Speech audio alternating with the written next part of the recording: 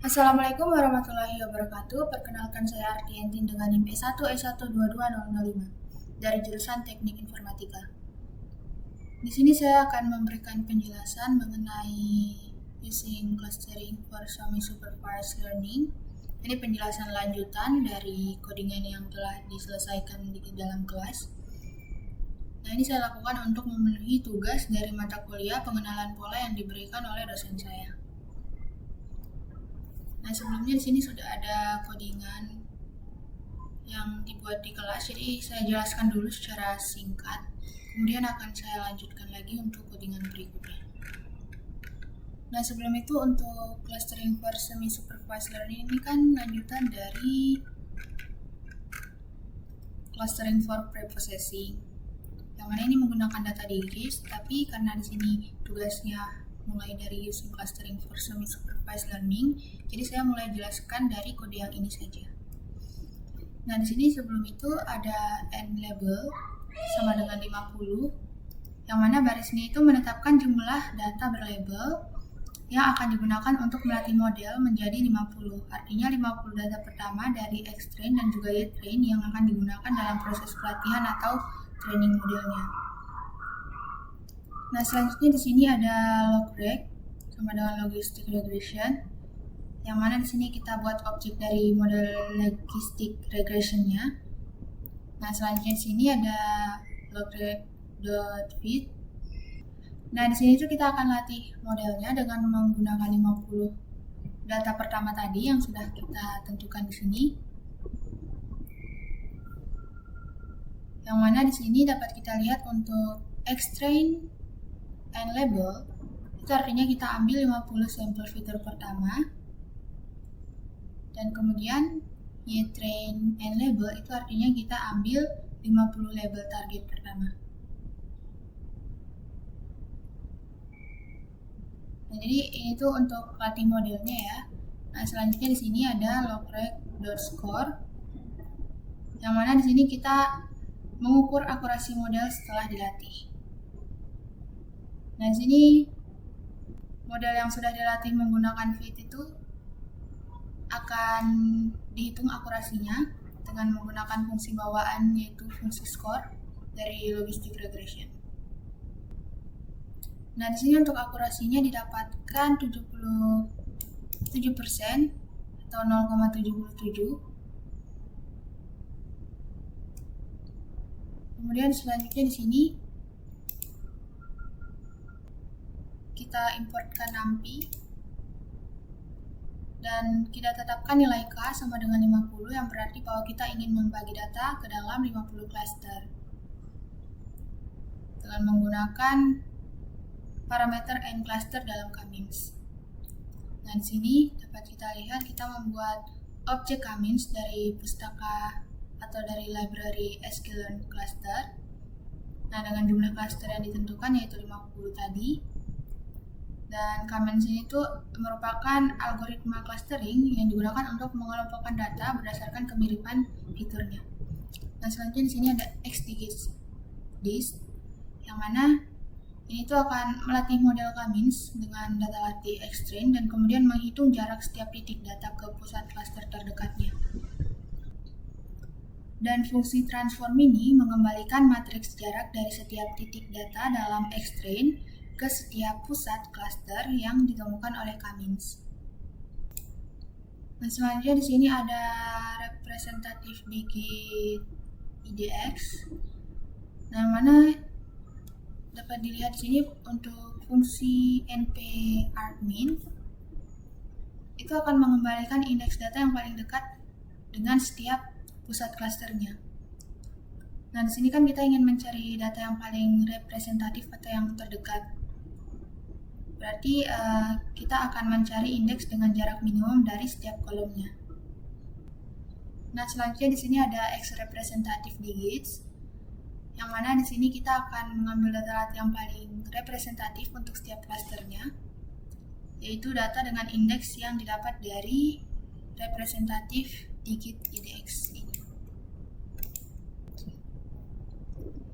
Nah, jadi keseluruhan kode ini itu untuk mengelompokkan data latih ke dalam 50 klaster menggunakan Kamin selalu memilih data yang paling representatif untuk setiap klasternya, dan kemudian representatif itu di sini berarti data yang paling dekat dengan pusat klaster yang bisa digunakan untuk analisis lebih lanjut atau visualisasinya. Nah, selanjutnya di sini kalau di PDF buku ini itu tidak ada kode untuk menampilkan representatifnya. Nah, di sini saya tampilkan representatif angkanya atau representatif digitsnya.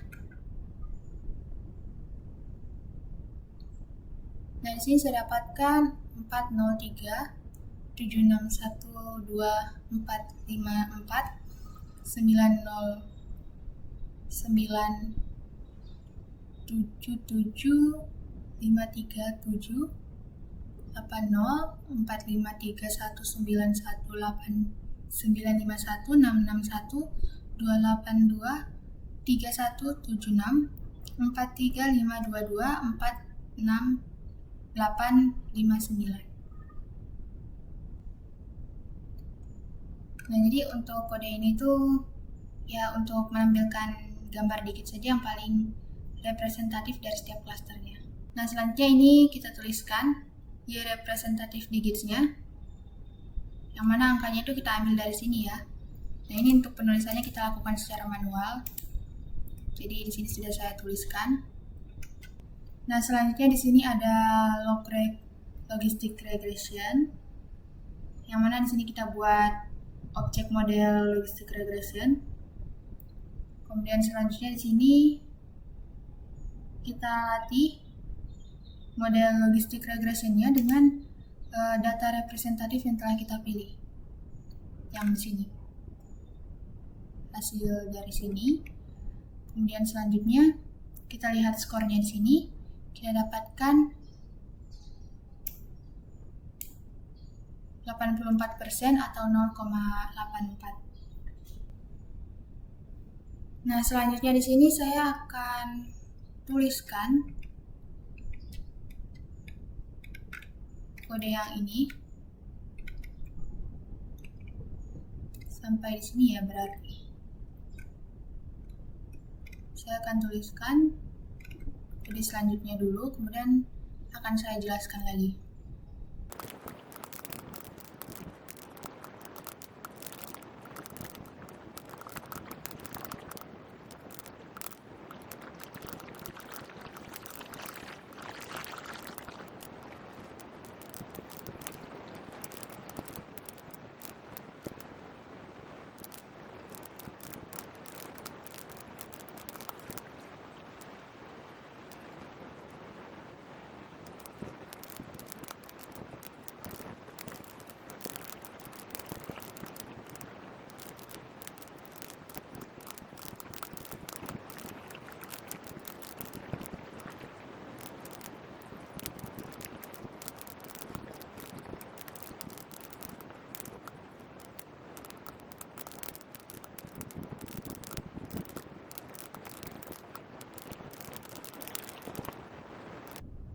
Baiklah, di sini saya sudah menuliskan kodenya, lanjutan dari sini.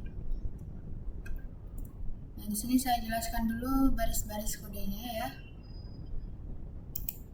Nah, jadi di sini dapat kita lihat ada Y-train propagated, yang mana baris ini tuh membuat array kosong dari Y-train propagated yang memiliki panjang sama dengan jumlah sampel data pelatihan, yaitu lengthnya X-train.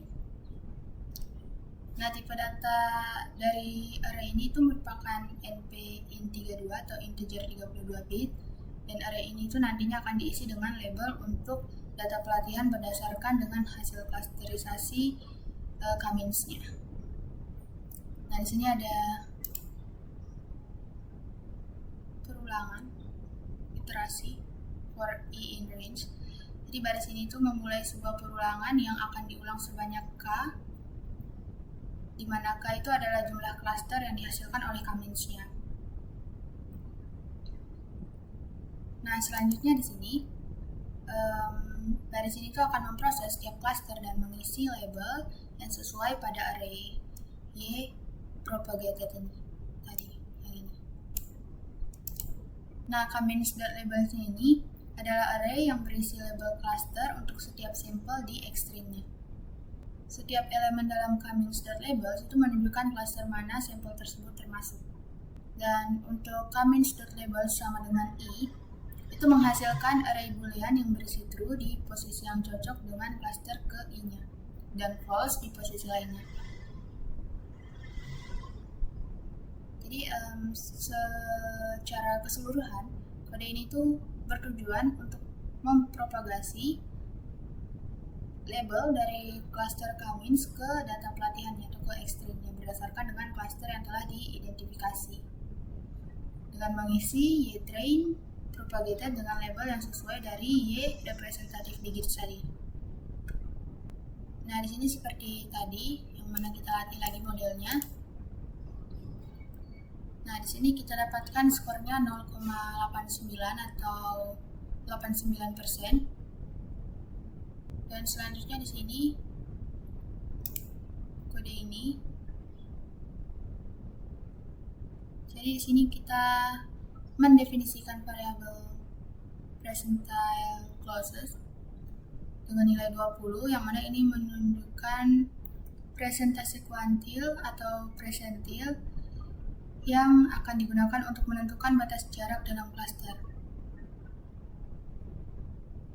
Nah, kalau dalam hal ini tuh 20% berarti kita akan mencari jarak pada persentil ke 20 dalam setiap cluster untuk menentukan batas jarak yang relevan.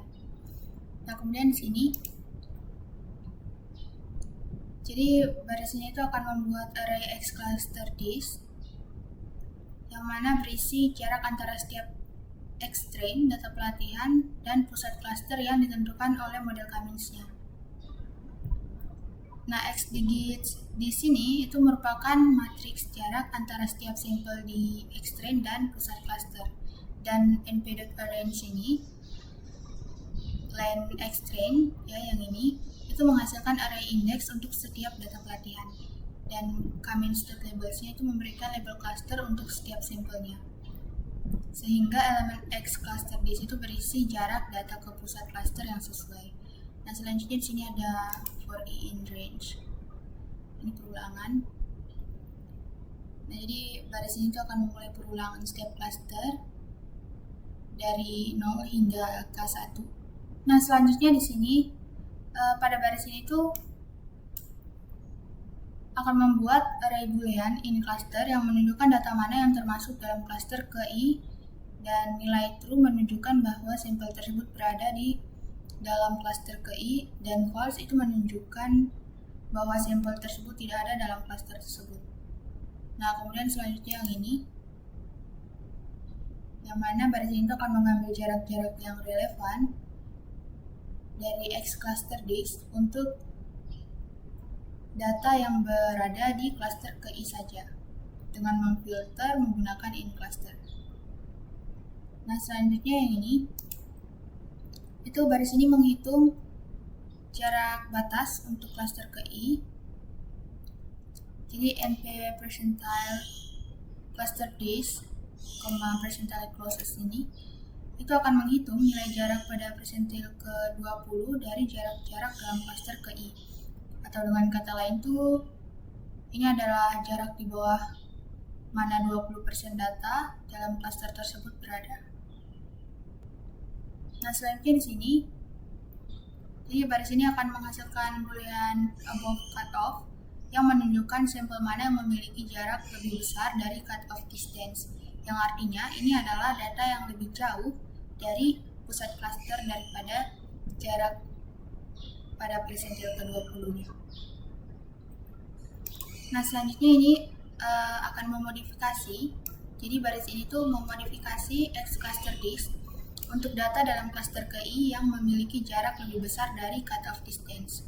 Nah, data yang memenuhi kondisi in cluster and above cutoff itu akan diberi nilai -1, yang menandakan bahwa mereka itu akan diabaikan atau tidak dipertimbangkan lebih lanjut dalam prosesnya. Nah, selanjutnya pada baris ini itu akan menghasilkan array boolean partially propagated yang menunjukkan data mana yang tidak memiliki nilai -1 di X cluster disk, yang artinya data yang tidak diubah atau yang tersaring dengan nilai -1 itu dianggap telah dipropagasi sebagian dan akan digunakan lebih lanjut.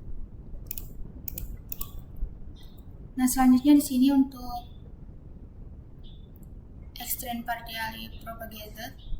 Nah, di sini itu baris akan membuat array extreme partially propagated yang berisi data pelatihan yang telah dipropagasi sebagian. Hanya data yang tidak terpengaruh oleh batasan jarak yang lebih besar dari cut-off distance yang akan dipertahankan. Dan kemudian selanjutnya yang ini terakhir, itu baris yang akan membuat array train partially propagated yang berisi label yang dipropagasi sebagian untuk data yang sama seperti yang ada di extreme partially propagated ini. Nah, jadi label ini itu akan disesuaikan dengan data yang masih relevan setelah diterapkan pemfilteran berdasarkan jarak. Kalau untuk secara keseluruhan itu kode ini akan memfilter dan memodifikasi jarak yang ada di dalam cluster berdasarkan persentil jaraknya atau persentil jarak tertentu, yang mana ini tuh akan berguna untuk mengabaikan data yang terlalu jauh dari pusat clusternya dan hanya mempertahankan data yang dekat dengan pusat cluster untuk analisis lebih lanjutnya. Nah, selanjutnya di sini kita latih lagi dan kita tampilkan skornya. Di sini kita dapatkan 85% atau 0,85. Dan yang terakhir di sini ada np.mean. Nah, untuk keytrain partially propagated itu adalah array yang berisi label yang dipropagasi sebagian tadi dari sini, dan untuk keytrain yang dalam kurung partially propagated ini tuh adalah array yang berisi label asli dari ytrain-nya, tapi hanya untuk data yang relevan setelah diterapkan pemfilteran. Nah, jadi pada bagian ini itu akan membandingkan elemen-elemen dari ytrain partially propagated ini dengan yang ini, dan hasilnya itu adalah array boolean yang berisi true jika label dari kedua array cocok dan false jika tidak cocok. Dan np-mean ini itu adalah fungsi dari numpy yang menghitung rata-rata mean dari elemen-elemen array. Nah, jadi di sini fungsi ini akan menghitung rata-rata dari array boolean yang dihasilkan oleh perbandingan ytrain partially propagated dan ytrain yang ini. Nah, jadi singkatnya, kode ini tuh menghitung akurasi dari label yang telah dipropagasi sebagian terhadap label asli untuk data yang relevan setelah penyaringannya, dan memberikan ukuran seberapa baik propagasi label bekerja pada data tersebut. Nah, di sini kita dapatkan hasilnya 0,92 atau 92%. Berarti ini menunjukkan kalau propagasi labelnya itu bekerja dengan baik pada data tersebut. Baik, sekian penjelasan singkat dari saya. Lebih dan kurangnya mohon dimaafkan. Wassalamualaikum warahmatullahi wabarakatuh.